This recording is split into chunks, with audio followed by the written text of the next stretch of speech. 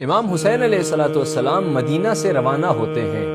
اور اپنے اس سفر میں مختلف خطبات ارشاد فرماتے ہیں، چاہے وہ خطبات اپنے افراد کے لیے ہو یا طرف مقابل کے لیے ہو، دشمن کے لیے ہو۔ ان خطبوں میں ایک امام علیہ السلام کا خطبہ ہے جہاں پر امام فرماتے ہیں انما خرجت لطلب الاصلاح فی امت جدی،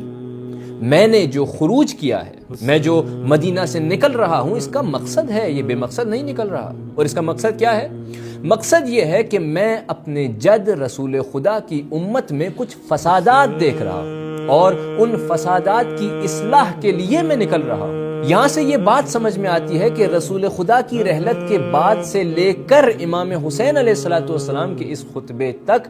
امت مسلمہ کے اندر بہت سارے فسادات وجود میں آئے، جن فسادات کو ختم کرنے کے لیے امام حسین علیہ السلام نے قربانی دی۔ لہٰذا محرم کے مہینے میں مجھے اور آپ کو چاہیے کہ ہم جب عزاداری کو برپا کر رہے ہیں، ہم جب مجالس میں جا رہے ہیں، تو ایک ہماری مجالس کا سب سے بڑا مقصد یہ ہونا چاہیے کہ اگر کوئی فساد ہے، چاہے وہ ہمارے وجود کے اندر ہو، چاہے وہ معاشرے میں ہو، ہم ان عزاداریوں کے ذریعے سے، ان مجالس کے ذریعے سے ان فسادات کو ختم کرنے کی کوشش کریں۔